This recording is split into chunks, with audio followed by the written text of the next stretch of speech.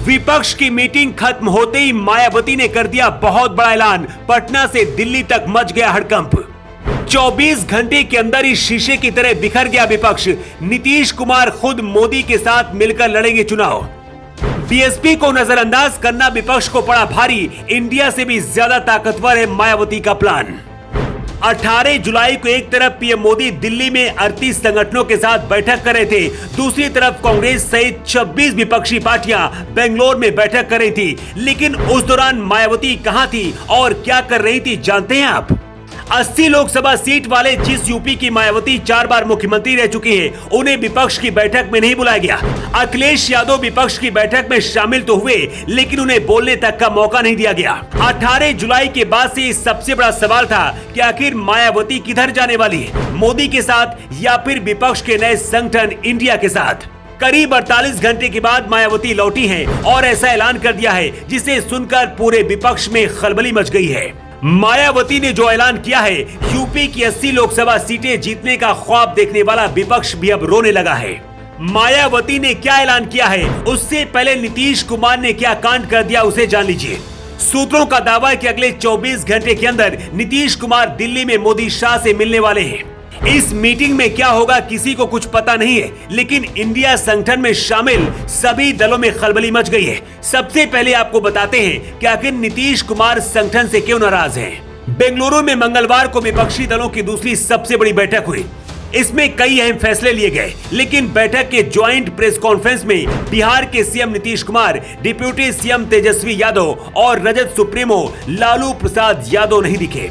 इसके बाद बीजेपी नेताओं ने कई तरह के सवाल उठाए। पूर्व मुख्यमंत्री सुशील कुमार मोदी और केंद्रीय राज्य मंत्री अश्विनी चौबे ने ट्वीट करते हुए नीतीश कुमार के नाराज होने की बात कही। नीतीश कुमार बहुत पहले से खुद प्रधानमंत्री बनने का सपना देख रहे हैं, लेकिन बेंगलोर में हुई बैठक में उनको बोलने तक का मौका नहीं दिया गया। मतलब पेड़ लालू और नीतीश कुमार ने लगाया और फल कांग्रेस खा रही है। कांग्रेस के अध्यक्ष मल्लिकार्जुन खड़गे और राहुल गांधी ने भाषण दिया, लेकिन लालू, तेजस्वी यादव और नीतीश कुमार को बोलने तक का मौका नहीं मिला। मतलब मीटिंग के दूसरे दिन ही विपक्ष के अंदर फूट दिखी। इस बैठक में मायावती नहीं शामिल हुई थी, मायावती को बुलाया भी नहीं गया था। लेकिन मायावती का प्लान क्या है, उसे जानकर अब पूरा विपक्ष हिल गया है, क्योंकि अब कोई और नहीं बल्कि खुद मायावती ही तय करेंगी कि आखिर 2024 में कौन प्रधानमंत्री बनेगा। विपक्ष की मीटिंग होने के बाद मायावती ने कहा है, कांग्रेस पार्टी अपने जैसी जातिवादी और पूंजीवादी सोच रखने वाली पार्टियों के साथ गठबंधन करके फिर से सत्ता में आना चाहती है।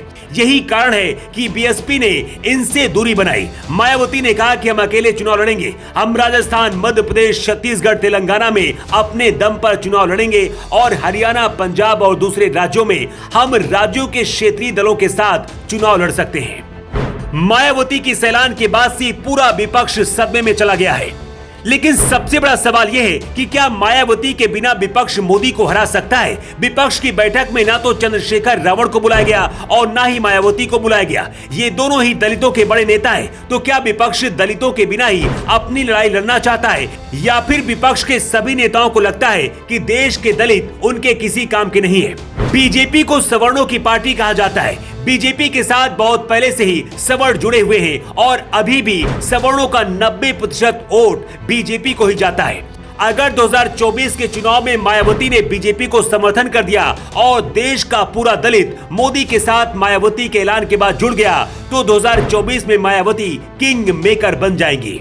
पिछले कुछ वक्त से मायावती बीजेपी के लिए सॉफ्ट कॉर्नर भी रखती है। ऐसे में इस बात की उम्मीद बहुत ज्यादा है कि मायावती योगी मोदी के साथ आ सकती है, क्योंकि कांग्रेस सहित विपक्ष की सभी पार्टियों ने मायावती और बीएसपी का अपमान किया है। इस वजह से इसकी उम्मीद और भी ज्यादा बढ़ गई है।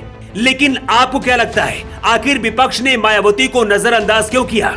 क्या विपक्ष को ये लगने लगा है कि अब मायावती की ताकत खत्म हो गई है? क्या मायावती को प्रधानमंत्री मोदी के साथ आकर विपक्षियों से बदला लेना चाहिए? आपकी राय क्या है? कमेंट बॉक्स पर लिखकर जरूर बताएं। द राशिद के लिए ब्यूरो रिपोर्ट।